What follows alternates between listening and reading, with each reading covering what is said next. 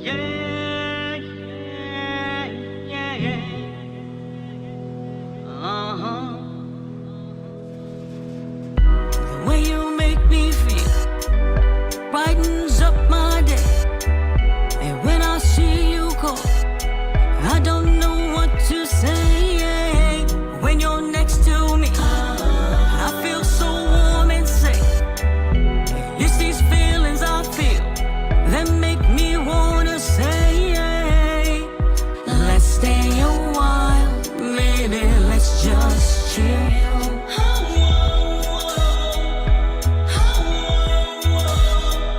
And when I see you smile, it brightens up your face.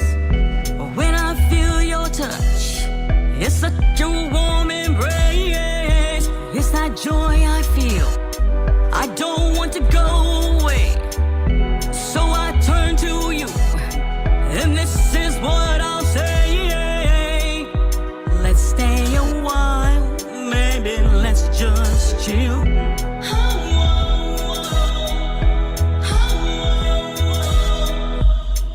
Stay for the night, baby, let's just chill.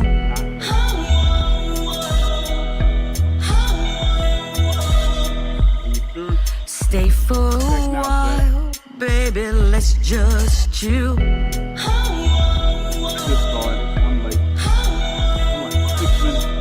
The way you make me feel, it brightens up my day. When I feel your touch, I don't wanna go away. When you're next to me, it's that joy that stays. And it's all because of that warm embrace. Stay for the night, baby, let's just chill.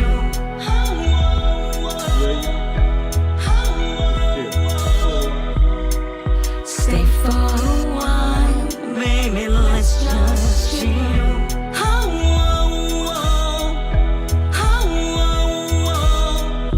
When I see you smile, it brightens up my day.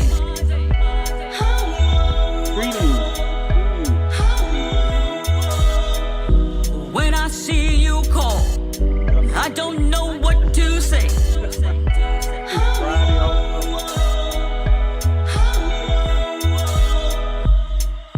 Let's stay the night, baby, let's just chill.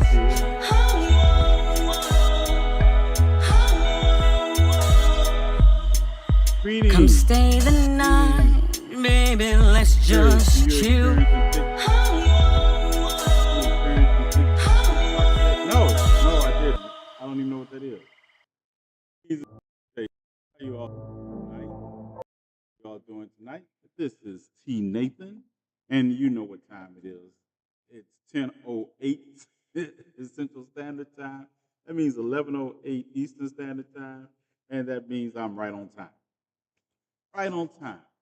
Welcome to Conversations with TNathan, and I hope you all have a beautiful day, and hope your week has been full of beauty also. Yeah. So, I'm late tonight because of my bestie. It's my bestie's fault. That's where we're going. All right.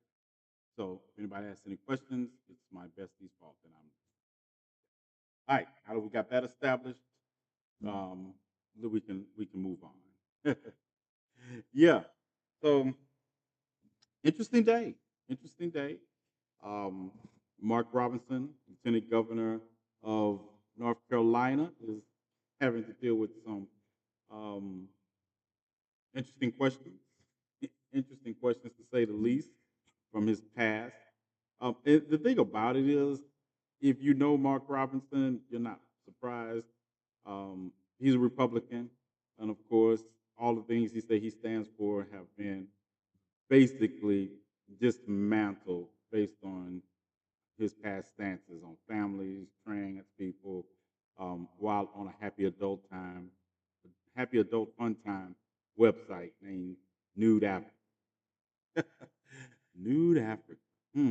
So North Carolina, top of the ticket for the Governor's race is looking good, but still got work. Still got work to do. Right?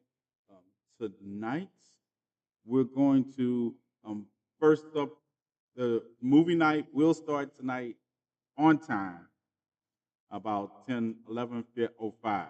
We're going to play Blink Twice. Blink Twice is the movie and bootleg movie night tonight, and we're trying to get there earlier rather than later. Okay? Do we understand the assignment? We are trying to get there earlier rather than later. So that's the plan, is to start the bootleg movie night at about 10:05, 10:11. Blink twice, and that'll give you time to get your snacks together. But I've already have it queued up on my other monitors. I have it already queued up and ready to go. Yeah, so all I have to do is end this, slide over, and start that. So that's the plan.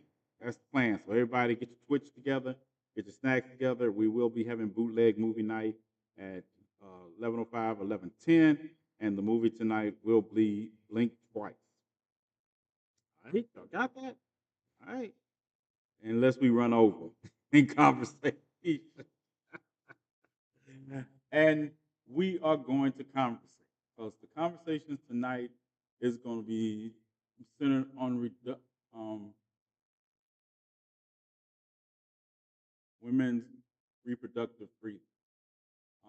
We're going to talk about what transpired today in Atlanta that was the topic of why Vice President Kamala Harris was in Atlanta today. Some of the stories, yeah, we're going to have to go over because they hit this. This was just a moving, and it wasn't a rally. I don't even know what to call it. It was just a conversation on reproductive rights and how there have been. There was two recent deaths in it in Georgia that could have been prevented if not for Georgia's reproductive rights. And we're going to listen to it tonight. Talk about that. I heard it was going to be tea.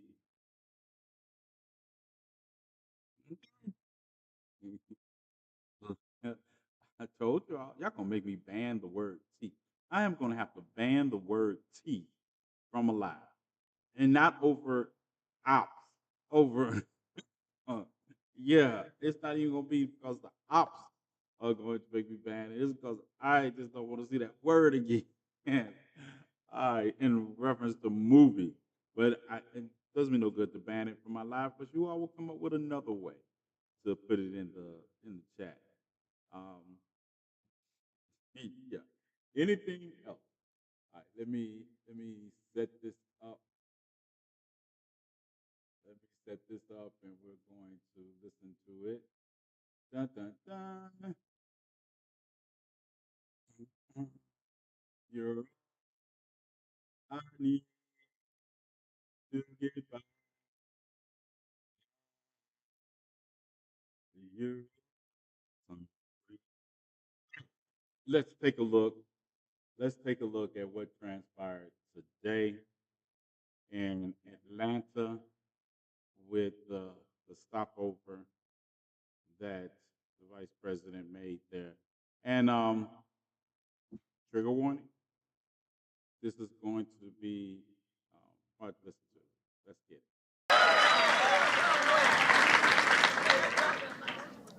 Good afternoon, everyone. My name is Dr. Keisha Reddick. I'm an OBGYN here in Georgia, and I specialize in high-risk obstetrics. I speak to you today with a heavy heart. As you know, earlier this week, we received news reports about 2 preventable deaths in Georgia women under this state's cruel abortion ban. These reports confirm what we already knew, that abortion bans unleashed by Donald Trump are putting women's health and lives in peril. Take it from me. Every day I care for patients in Georgia under this extreme ban. I see fear in my patients' eyes. I see women who are left the state to get the care that they need, and those who are unable to do so. I watch medical students and other physicians avoid coming to our state or packing up their lives to move across the country in pursuit of building a life where they won't face jail time for upholding their oath. But back here in Georgia, we are left with fewer healthcare providers in a state facing the worst maternal mortality rates in the country. One of my patients, who's given me permission to discuss her, Callie, was forced to leave our state to get the health care that she needed. She recently shared her story as a part of the Harris Walk's Fighting for Reproductive Freedom bus in Georgia 2 weeks ago. She introduces herself as an artist, a follower of Christ, and a dedicated mother. Last year, she was thrilled to find out that she was pregnant with twins, but testing revealed that one of her twins would not survive. She received counseling from multiple physicians and was ultimately left with the decision to terminate one of her twins, so that the other viable one could survive. She actually had to go to New York. And because of the delay in treatment, she eventually had complications in her pregnancy, complications that included a high white blood cell count and other labs that trended towards sepsis. Luckily, Callie survived, and she now shares her story on behalf of everyone who cannot. I became a doctor to take care of people, to support women through their pregnancies, to save lives. But laws like the Georgia abortion ban are designed to handcuff me. Because of Donald Trump and his allies, I am forced to weigh the risk of going to prison against my own oath to take care of patients. I have 2 daughters. My oldest daughter is here today. Neither one of them are going to have the same rights that I did growing up. But she has hope. Why? Because she has Vice President Kamala Harris.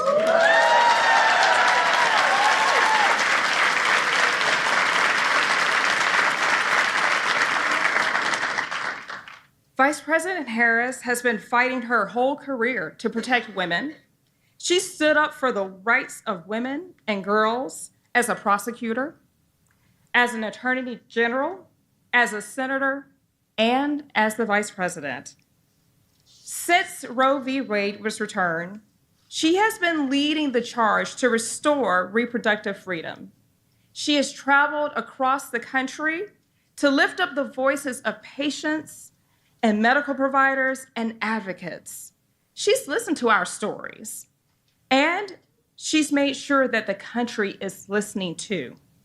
She is the first sitting vice president in history to visit a reproductive health clinic.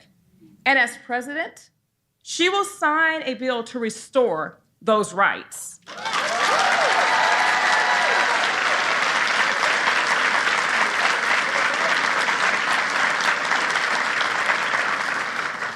No one is more committed to reproductive freedom than Vice President Harris. I wish I could say the same for Donald Trump. He thinks that he knows better than medical professionals like me. And if given a second term, he will go even further to attack our reproductive freedoms. That is why we must do everything to elect Vice President Harris and Tim Walz.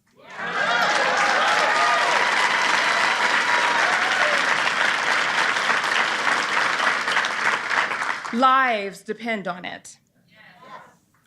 I am grateful to be here with you all today to shed light on this healthcare crisis in our state and in the states across our country. And I'm truly honored to introduce to you our next president and true champions in this President Kamala Harris.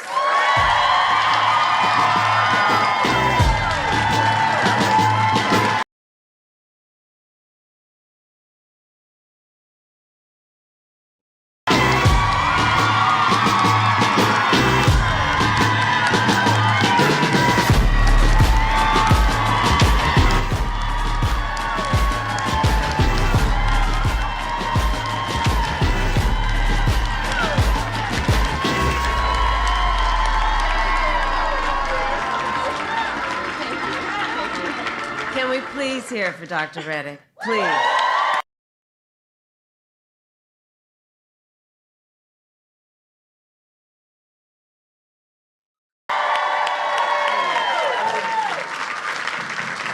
Please have a seat, everyone. Please have a seat. It's so good to be back in Atlanta. Thank you all.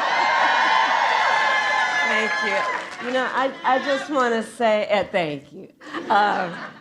I want to say about Dr. Reddick, you know, some of you may have seen, I did an event last night with Oprah Winfrey, and that it highlighted so many tragic stories, but it also highlighted so many important issues, which is why everyone has taken time out of your busy lives to be here this afternoon. And it highlighted the importance of a Dr. Reddick. Because the courage, Dr. Reddick, that you are showing in the face of these arcane and immoral laws to stand so publicly and talk about your commitment to your oath and to the health and well-being of people who need to be seen and treated with dignity is so extraordinary. And I do believe in moments of crisis, the world has a way of revealing the heroes among us.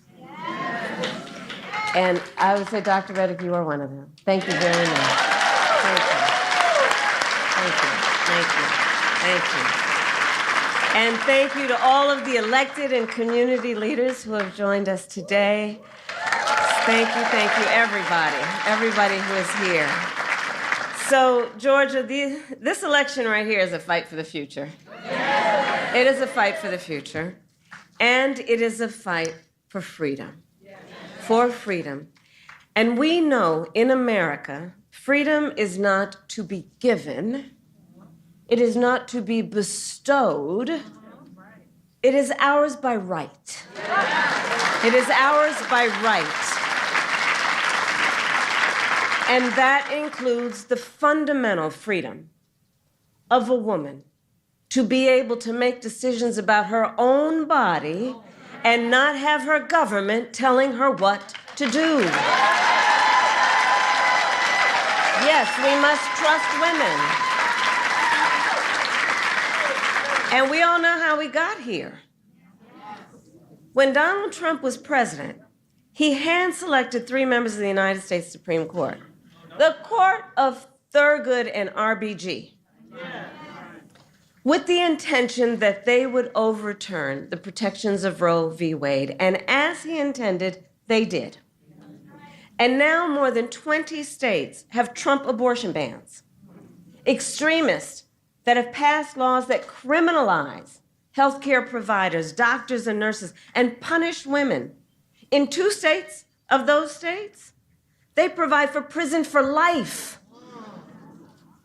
Prison for life for healthcare providers for simply providing reproductive care, the care they so earnestly and rightly believe must be delivered. All Trump abortion bans. And think about this. Many of these bans make no exception even for rape and incest. Now, many of you know I started my career as a prosecutor, specializing in crimes of violence against women and children. What many of you may not know is why.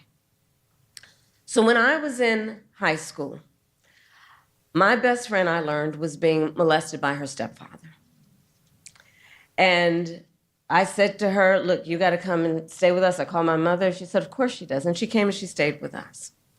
And so I made the decision early in my life that I wanted to do the work that was about protecting the most vulnerable among us and doing the work that was about giving them dignity in the process. And so, well, thank everybody here for being here, standing in solidarity around the importance of that.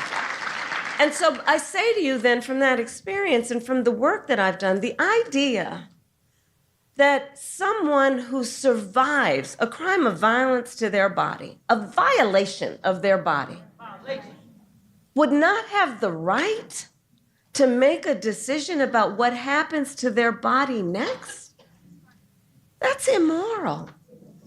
That's immoral. And let us agree, and I know we do, one does not have to abandon their faith or deeply held beliefs to agree the government should not be telling her what to do. If she chooses, she will talk with her pastor, her priest, her rabbi, her imam. But it should not be the government or Donald Trump telling her what to do with her body. And think about it. The stories that Dr. Reddick shares with us, the stories we heard last night, the stories we've been hearing for 2 years. 1 in 3 women in America lives in a state with a Trump abortion ban. This includes Georgia and every state in the South except Virginia. Think about that when you also combine that with what we know has been longstanding neglect around an issue like maternal mortality. Think about that when you compound that with what has been longstanding neglect of women in communities with a lack of the adequate resources they need for health care, prenatal, during their pregnancy, postpartum. Think about that. And these hypocrites want to start talking about this is in the best interest of women and children. Well, where you been? Where you been when it comes to taking care of the women and children of America? Where you been? How dare they? How dare they? Come on. And we understand the impact of these bans and the horrific reality that women and families, their husbands, their partners, their parents, their children are facing as a consequence every single day. Since Roe was overturned, I have met women who were refused care during a miscarriage, wanted to have a child, suffering a miscarriage. I met a woman, I've actually met several, who were turned away from the emergency room. One at early stages after the Dobbs decision came down told me with tears, she was with her husband, about how only when she developed sepsis did she receive emergency care. Only when she developed sepsis did she receive emergency care. And now we know that at least 2 women, and those are only the stories we know, here in the state of Georgia, died because of a Trump abortion ban. One, and we heard about her story last night, a vibrant 28-year-old young woman. She was ambitious. I talked with her mother and her sisters about her, and they described such an extraordinary life of a person. She was excited. She was working hard. She was a medical assistant. She was going to nursing school, raising her 6-year-old son. She was really proud that she had finally worked so hard that she gained the independence.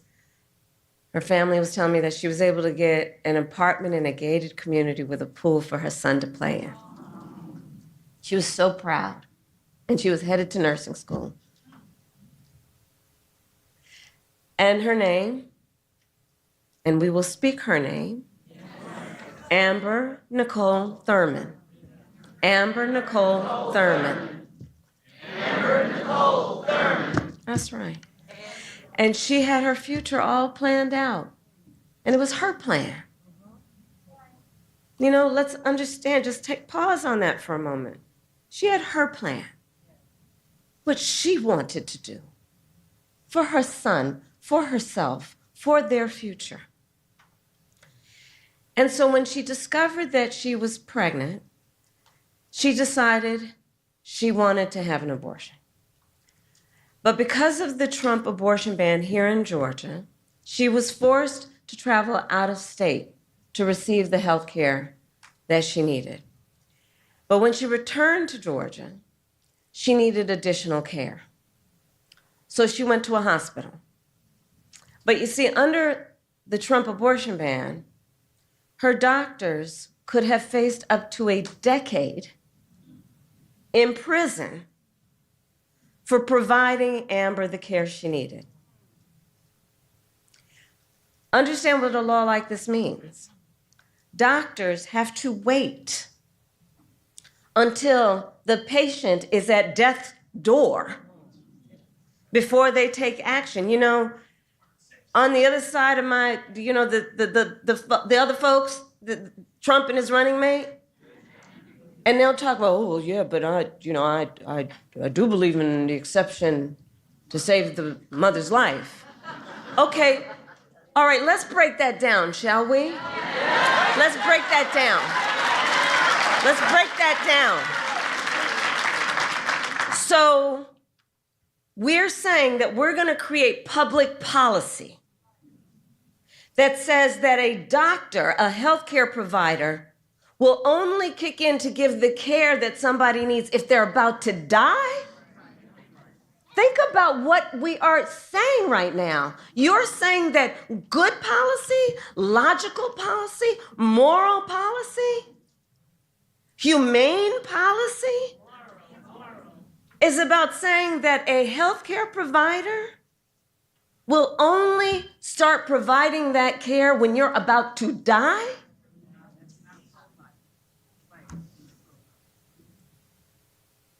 And so Amber waited 20 hours. 20 hours.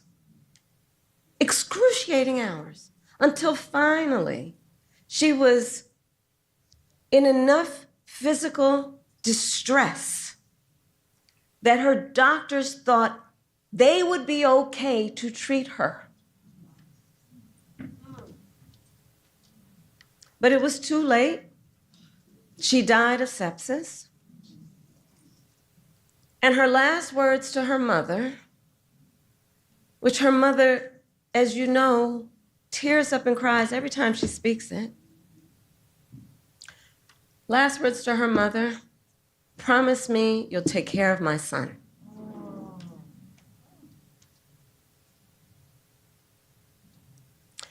So I met last night and I spent time with Amber's mother and her sisters, and they spoke about Amber, a daughter, a sister, a mother, with the deep love that you can imagine, and how terribly they miss her. And their pain is heartbreaking. It's heartbreaking. Amber's mother, Shanette, told me that the word preventable is over and over again in her head when she learned about how her child died. The word preventable. She can't stop thinking about the word that they spoke to her. It was preventable. Because you see, medical experts have now determined that Amber's death was preventable. And through the pain and the grief of her mother, who courageously told her story, I promised her, as she has asked, that we will make sure Amber is not just remembered as a statistic.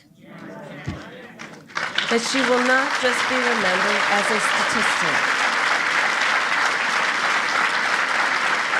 So that people will know she was a mother and a daughter and a sister, and that she was loved, and that she should be alive today. And that she should be alive today. And many of us remember, there's so many leaders here from 2 years ago when the Dobbs decision came down. We knew this could happen. There is a word preventable, and there is another word, predictable.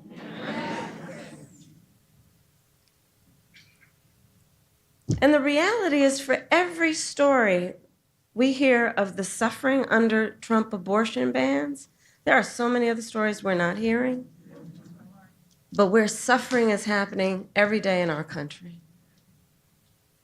An untold number of people suffering. Women who are also being made to feel as though they did something wrong. The judgment factor here is outrageous. Being made as though to feel as though they are criminals, as though they are alone. So to those women, to those families, I say on behalf of what I believe we all say, we see you and you are not alone, and we are all here standing with you. Standing with you. You are not alone. You are not alone.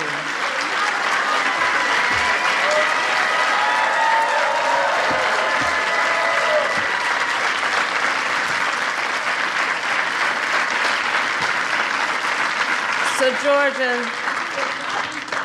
we will not be silent. And we will not be silent. But this is a healthcare crisis. This is a healthcare crisis, and Donald Trump is the architect of this crisis. He brags about overturning Roe v. Wade. In his own words, quote, "I did it and I'm proud to have done it," he says. He is proud that women are dying, proud that doctors and nurses could be thrown in prison for administering care, proud that young women today have fewer rights than their mothers and grandmothers. How dare he? How dare he? And in our debate last week, well,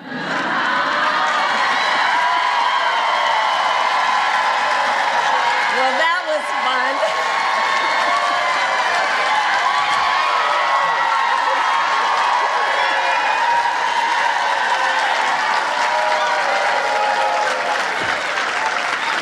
And I know everyone here paid attention to the words, though, the words, right?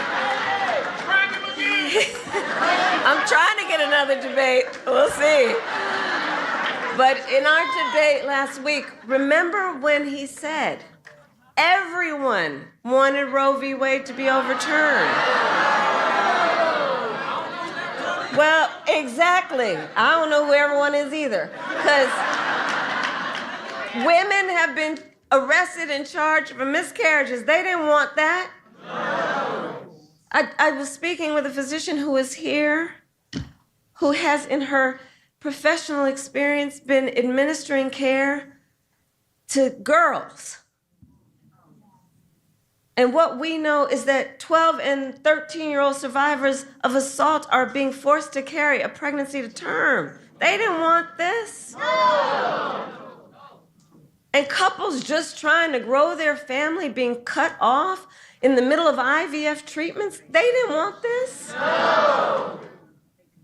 And on that last point, you probably saw, this week for the second time, Republicans in the United States Senate blocked a bill that would protect access to IVF treatment. Now consider, among the multitude of ironies, the fact that on the one hand, these extremists want to tell women they don't have the freedom to end an unwanted pregnancy. And on the other hand, these extremists are telling women and their partners they don't have the freedom to start a family. Okay. And they want to restrict access to contraception as well.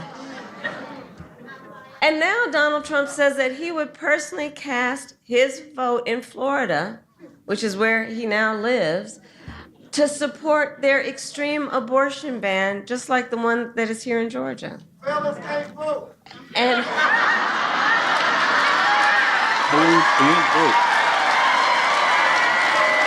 Or Chris felons can't.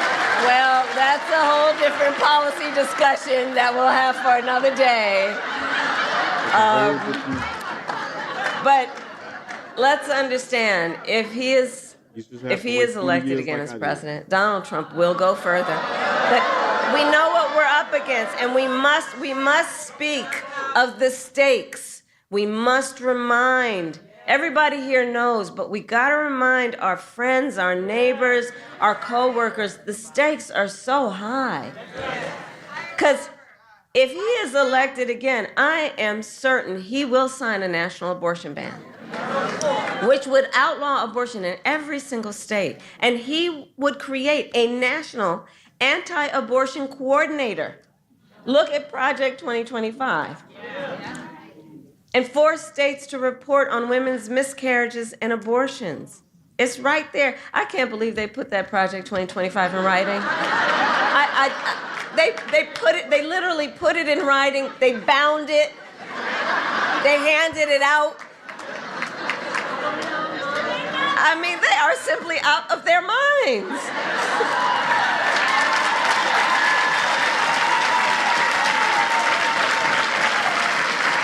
And it's clear that they just don't trust women. Well, we trust women. We trust women. And like Dr. Reddick said, when Congress passes a bill to restore reproductive freedoms, as President of the United States, I will so proudly sign it into law. I will so proudly sign it into law. Proudly sign it into law. So, 46 days to go. And let us remember that momentum on this and so many issues, momentum is on our side. Let's remember, since Roe was overturned, every time reproductive freedom has been on the ballot, from Kansas to California to Kentucky, in Michigan, Montana, Vermont, and Ohio, the people of America have voted for freedom. People of America have voted for freedom. And not just by a little, but by overwhelming margins, from so-called red states to so-called blue states, providing and making clear also, this is not a partisan issue. This is not a partisan issue. And it is proving that the voice of the people has been heard and will be heard again. And will be heard again. So, 46 days to go in probably the most consequential election of our lifetimes. And with that, then, today I ask Georgia, are you ready to make your voices heard? Do we trust women? Do we believe in reproductive freedom? Do we believe in the promise of America? And are we ready to fight for it? And when we fight, we win. God bless you, and God bless you.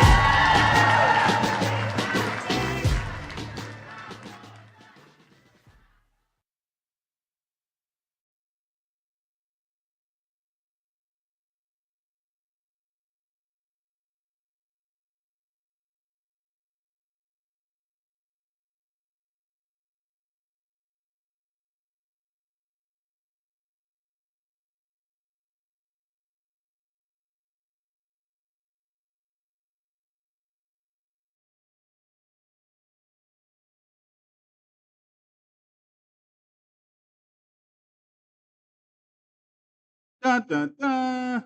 Hey, can you hear me now? Can you hear me now? It's so sad that we still have to fight for our rights as women. The government never wants us to be in control of our lives. True, true. And I got into somebody and it was like, um, and they make, I understand their essence, but I don't understand their argument. Well, why do we have to call it reproductive rights?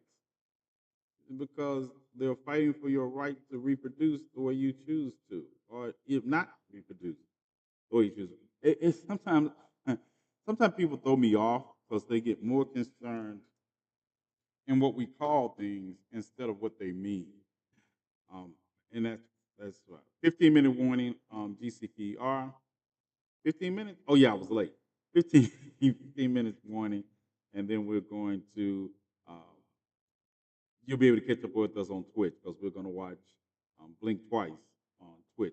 And I'm going to get out of here somewhat similar, some simile on time tonight. All right. So I'm not ready for that Project 2025 if he wins because it will hurt Black America. I hear you all, but I'm sorry. I got Project 2025 is least of my worries. If we get to that point, it's not just Project, regardless if Project 2025 existed or not. It has been in essence with the conservative party in this country since slavery, and I think it moves white people more than it moves me because maybe you all are just paying attention to it. But I kind of get angry when I hear people say that's the defining factor when Black people have been facing everything that is mentioned as social engineering in Project 2025 ever since we got down, were dragged across the Atlantic to this country.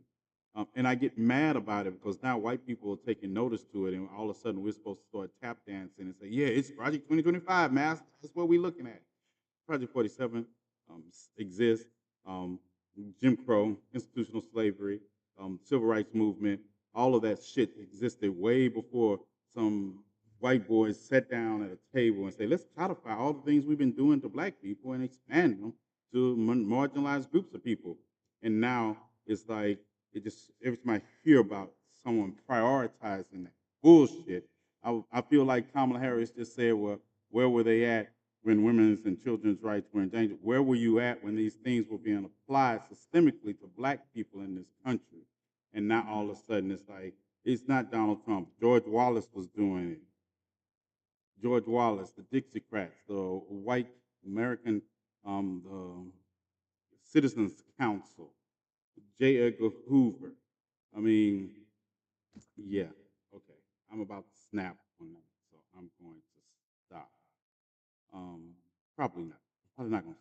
Probably going to say something else too, because it reminds me of when El Haj Malik Shabazz remind us that conservative white people and liberal white people um, are fighting for power, and the use of marginalized groups of people just depends on who is fighting for power, because the fox and the wolf are both predators.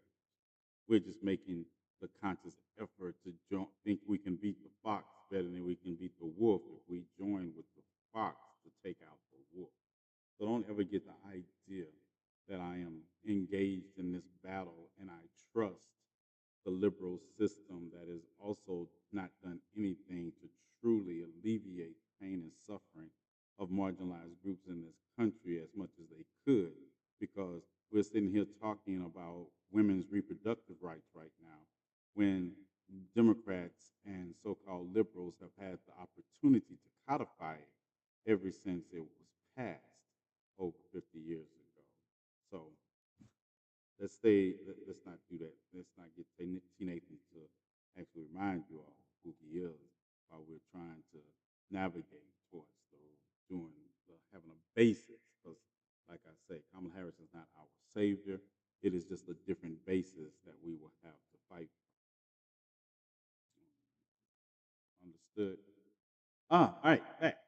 So that's why I say that we have to, good afternoon, Lisa. That's why I say we have to be aware of our situation when it comes to the rights that women are losing.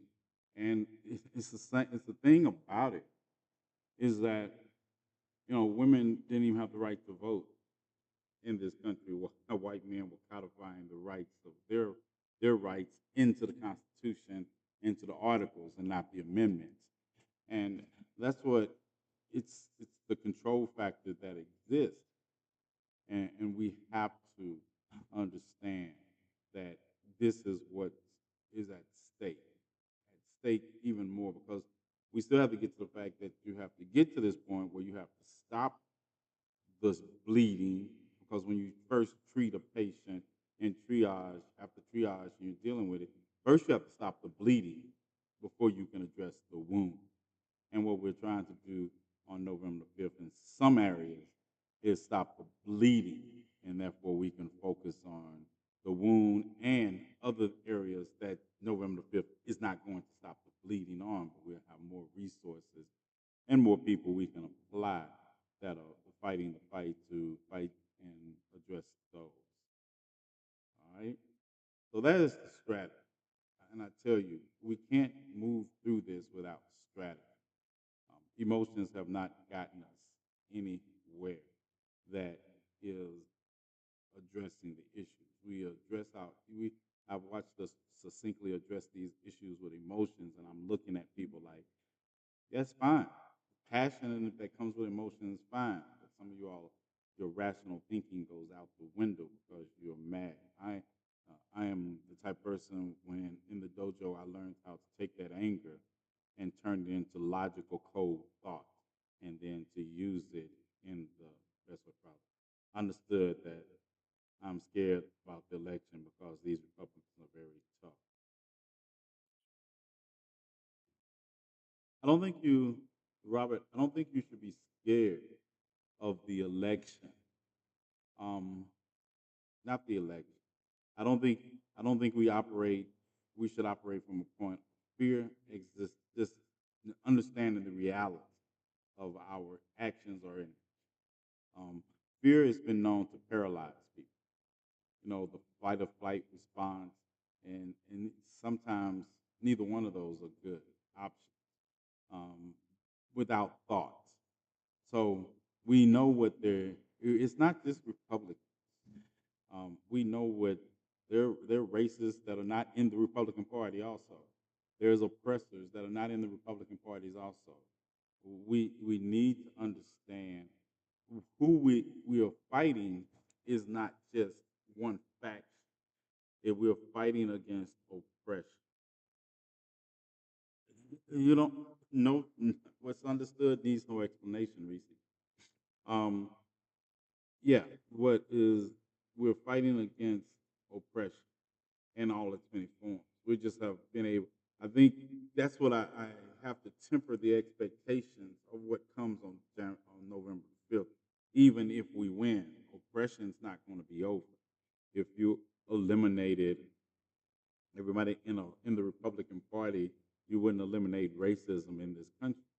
Um, so it's the idea that we must understand that we will still be fighting because it takes vigilance. It takes a cultural shift, and that cultural shift is not going to come by one election. So while I understand goals in accordance with strategy, I also want to temper the expectation of that. You don't, you're not late. Uncle is early, but Uncle gonna also be out of here in enough time that you're just on time for the movie tonight. The movie tonight will be Blink Twice. And I'm gonna say this: I looked at the previews of this movie. It looks like a good movie, but then that was before Sean Cuffy, whatever, Sean John, whatever his name is, was indicted. And I have a feeling this movie is going to be in relationship to a similar situation, horror thriller. I don't know if it's a horror. I think it's a thriller, just a thriller. But I have a feeling that's going to play into it. Pity D, pity D. I don't don't know if y'all saw my last video, but he was waking up in bed singing "Happy Birthday." You know, November the 4th is Sean Combs' birthday, right? So I think the feds are going to be giving him the party this year. I may be late for movie night, but I'll be there. So bootleg movie night will start at 11. At 1, no. See, Olivia has no faith in my ability to be more on time than 2 hours. Yeah, 2 hours. Look, she could have said a couple minutes, like 45, but she said 2 hours. I am better than that. Am I that late? No, no, I'm not that late. Not here. If you knew me in personal life, you would see my bestie and I get along great because I'm perpetually late and she's perpetually early. So I don't drive. So I have to ride with her. So I have to be ready to go when she's ready to go. I just need like an hour warning before she gets ready to go. If they get my power, I wanted to. Olivia profiling. Yeah, Olivia in her profiling. I just want to talk about dental. Rain. You're so creative getting it in. Like it's just funny. It's funny. So I can't. And I know, man, it's not so much I mind blue hearts, but I feel like most people use them performatively. That's the problem. I feel like most people use blue hearts performatively without substance, and that irritates. It irritates. Make sure you mod Bestie and I, and it means I got to go on to Twitch. See, you all realize I never go on to Twitch. I just stream it from my ODS, but I'll have to go on to Twitch to do it because y'all just want to be able to fight with Jason over there, and not. I know a great educational movie about pearly whites. Why do I keep reading Olivia's comments? But spelling them out is okay. Yeah, spelling them out is okay because that takes spelling them out. I don't know because they can read it or not, but it's just the performative nature. I cheat the system. Jesus started a war, and I'm supposed to supply you all with both with weapons for mutual annihilation. Yeah, it's just that it's not so much. It's just irritating because, like I say, most people use it performatively, and it's blue hearts. I don't love the Democratic Party. I don't love the Democratic Party, and I think that's we have to make sure we don't stray into cultism and cult of personality worship. And I just see that as a start to it. So you want them to say brutal. If they put it, if they feel like typing it out, that's good. But I don't want to see blue hearts like send her sent a message to the group. Oh, that's a group message. Oh, Reese like, do you have to read out everything? If you text me during my show, you should know. You should know me well enough to know. You better warn me and not to read it because I was like, oh, text. Let me read the text right quick. Yo, no blue or hard mag over here. That's it. Like I say, it's the performative nature. You all know if you know me, I don't like performative. And it's like I understand that people follow me. I know you where you're coming from, but when people just don't even follow you and they'll see you having a conversation or they'll see Kamala Harris's video playing in the background, they come in here. I say, "Who are you?" And they'll just blue heart spam me. It's like no, nope, because there are plenty of Democrats I wouldn't vote for if it was the last elected official on earth. Yeah, that's true. So pay attention to your local elections. Make sure that you vote in your local elections. Make sure you research the people you're voting for. Don't just assume because somebody has a D next to their name that they're actually best for the community. Make sure there are a lot of independents out there that need some chances in the local community when they can make a difference and build a coalition. Check them out because sometimes I look at sheriff races and I be like, y'all both cops, you're both bad cops. You just one has thinks he can get elected by being a Republican, and the other think he can get elected by being a Democrat. Because at the end of the day, it matters. It matters. I'm also lean more into females that are running for office. We have seen what men have done for hundreds of years. Check out some of the females running in your election. All right, check out some of them and see. And there's everything blue right there. Check out some of them. Give them an opportunity to lead also, because yeah, most of them can do better than any of the men you all have put in the job for the last 100 years. Give them a chance, because we need to have compassion in our electorate, and it's missing. It's missing, and that comes from somebody that's as violent as I can be. You still have to know the difference. And Bella's giving you all, yeah, see her. She she know what I'll be doing too. She be like, look at him. Right.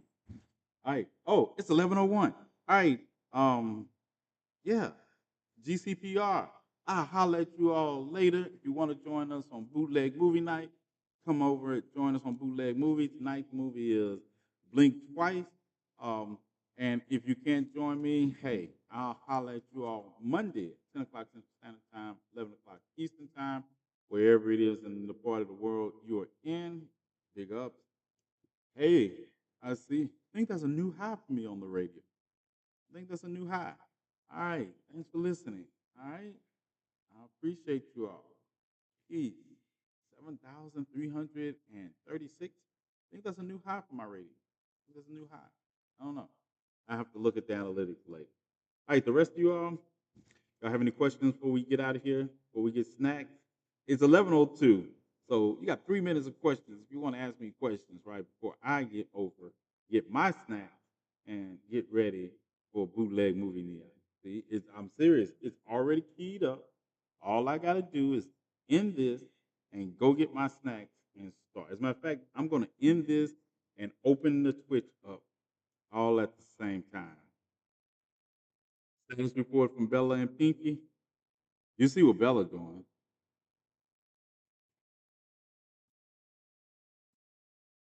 She right behind me. She right behind me. Yeah, licking on. She licking the bottom of my foot for some strange reason.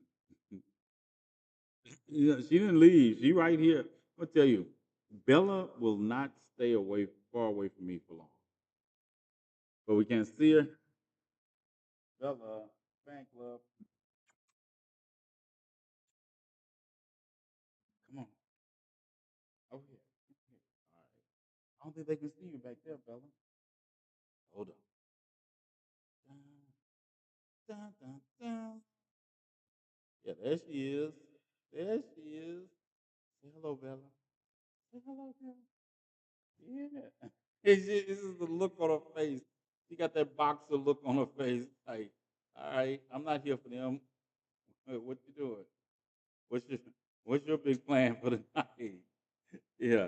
She like, what's your big plan for the night? That's my baby. That's my baby.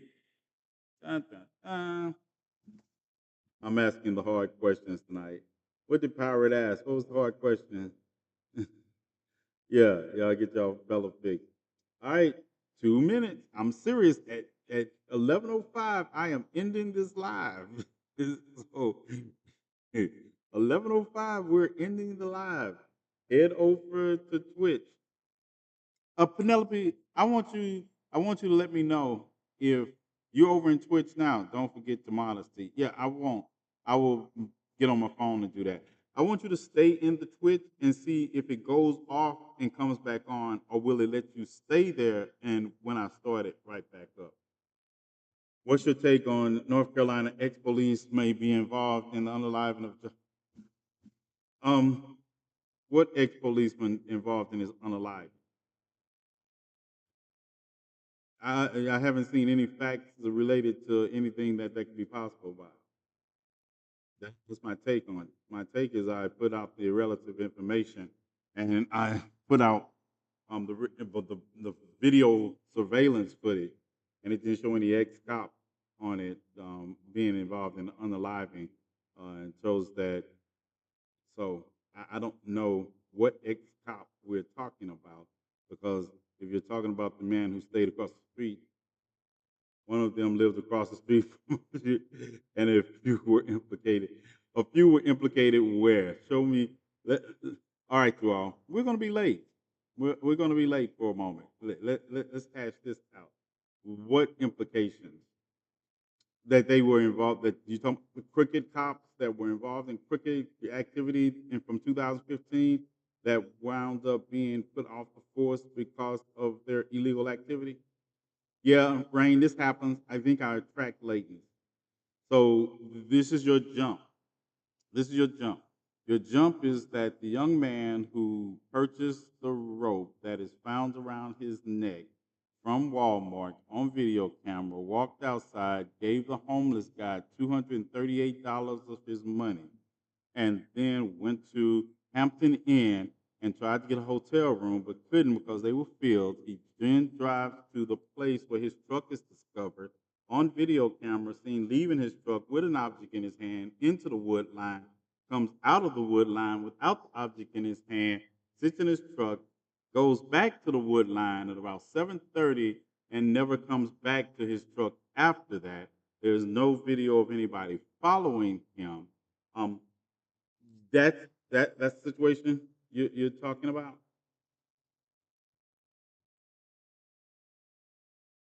What doesn't okay, Taz? What part? Maybe I'm misunderstanding you. Can somebody translate? What am I misunderstanding?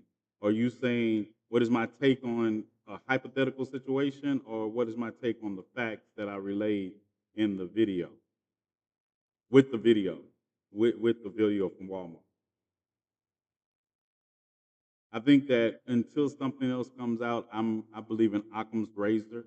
When I hear hooves on the American plains, I don't look for zebras because I'm not in a situation where zebras usually go galloping. I'm looking for horses, probably pintos at that.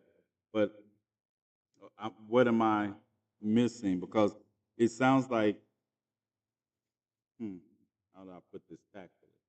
It sounds like I saw somebody make a video on that, and I walked away from it because I have a tendency to cuss, but I don't understand why they were brought up about it being linked. I don't think he was hung by himself. No, I don't think he was hung. I don't think the location of the body. I don't think he was hung because I don't see, unless the tree limb broke, but I don't see him being hung, period. I see the rope was wrapped around his neck 11 times, and in order to hang oneself or hang somebody else, you need what is called a slip knot noose or knot. Yeah, getting misinformation isn't abnormal, but not applying critical thinking skills to the information we get is a reflection of the society we have allowed ourselves to become a part of. I think that we are also, and trust me, as a black man, and I think I've said that many times on here. I don't believe most of the black men and women that are being accused of hanging themselves. I find that as a cultural thing. I find it. Mm, how should I put it? Because I'm trying not to cuss about people committing these acts. But I find it hard to believe that that is the way we choose to go out. But as somebody who cannot sit here and tell you with any honesty I've ever thought about it, for myself, I don't know what people, and I'm honest to that, I don't know what people who decides to unalive themselves, what they're thinking and how they're thinking about doing it. I have a problem with it as a cultural thing, but I am also not the standard of mental of health defects in people. So I have to also admit I'm looking at it from the outside in. I don't know what somebody who decides to terminate their existence, how they're thinking about it or what they're thinking about it. They don't they don't have to conform to my idea of unaliving themselves. And I also have to acknowledge that everybody doesn't have the same cultural awareness that I have. And maybe that's an oxymoron to say, well, I wouldn't do this to myself because of this cultural significance of it. But I am also have to acknowledge that I am not thinking about unaliving myself in any other cultural or non-cultural way.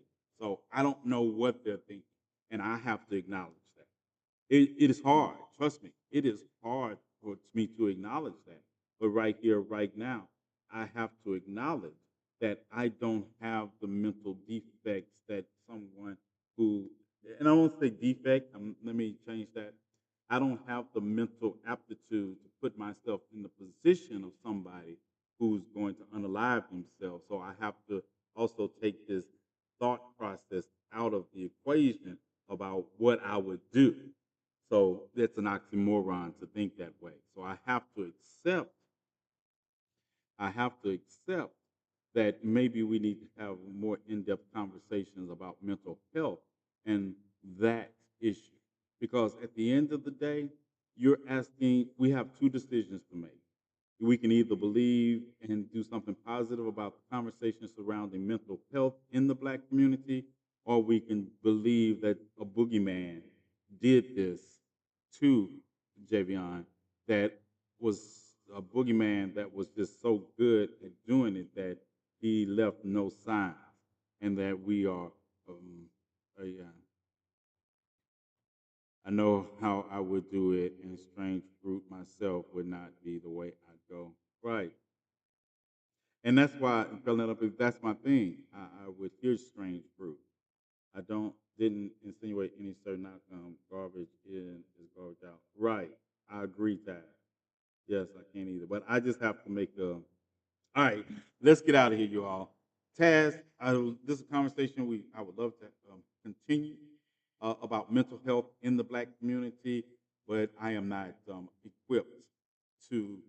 Um, I don't think I am equipped to have that conversation because people that know me know that I have a tendency to be built differently, and I don't process some of these thoughts because I'm too busy fighting, and I never have. And I'm not saying that. I know it comes off as arrogant either any way I talk about it because I can't wrap my mind around it. So I leave it to the people who can wrap their minds, and I have to accept the fact that I look at things from a cultural standpoint, but that doesn't mean that everybody looks at them from a cultural standpoint, especially when notes are not left all the time, Jenny. Is that Jeanette? Is that Jeanette? Am I pronouncing it right? I hope I am. Notes are not often left. I know.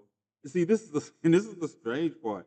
I can give you all the statistics and all of the pathology of the investigations and the statistics on how many times notes are left and all that. I just can't give you the forensic pathology of the individual. I can tell you what the most common means are. I can tell you everything that falls into my billywhack of rational thinking and cold hard facts. But I also realize these conversations are not always from cold hard facts when you are the family of someone who does this. Um, yeah, everyone pick a time this week. movie date is no movie date is not closed. His movie date is not closed, but I do feel tragic. Right, exactly, Chaz. Because like I say, we have to either accept this young man did it to himself, or we have to accept the fact. And some people look for zebras when horses are right there. Or we have to accept the fact that this would have to be a conspiracy on the level that Walmart would have to be involved, the Hampton Inn would have to be involved, the truck station would have to be involved, because we can't deny the fact that leading up into this, you know, and what we're missing, and I feel like we're going to stay missing, is the true and accurate description of what his life was like before this. It's relevant. And when I watched the family interview, I did, I don't, I think they're struggling with a lot of other issues besides losing a loved one. So I don't know. I don't think we'll ever get into it, but I don't think it does any good to the community to not look at the option or the idea No, Taz, it's fine. I'm black. I'm used. I get sidetracked because I'm always late. They knew this wasn't movie night wasn't going to jump off before 11:30, no matter what. They knew. They know. But and like I say, it's in the you. They know that I'm always going to have these conversations, and I'm always going to stop because understanding of our community uh, is more important. We can start the movie anytime. Most of the people that are going to be there are insomniacs like myself anyway. We're good on the movies, but when someone comes in with genuine concern, we know we're going to stop and we're going to talk about it because it is important. It is important to talk about these things in our community because I don't feel like enough people are talking about them, and maybe I can just start the conversation and this will give people things for thought, right? All right, and I know I hope y'all. But is there any more questions or anything else we want to address before we get to? Um, I need to go get something to drink and start moving night. And don't let that be the preventative measure. We're going to watch Taz if he was early. His responsibility coverage. Yeah, but everybody who really knows me knows my hands are under my leg. You like look, the Taz is like you go to someone's wedding and you know everything, right? And they get to the point. Um, is anybody here that knows just cause why these two should not be married in holy matrimony? And you're sitting there like, if my hands shoot up without my permission, I don't know what I'm gonna do. Yeah. So we can, but we will. Taz, Jeanette, I think this is. See, I have to be watching it on video. I can't even be there because I'll be like, people know me. They be like, don't invite TNathan to the actual wedding. Send the video to her. Speak now for help, hold your peace. I'll be like, since you asked, since you asked, yeah, you know the other day when you called me, well, did you know you were engaged already?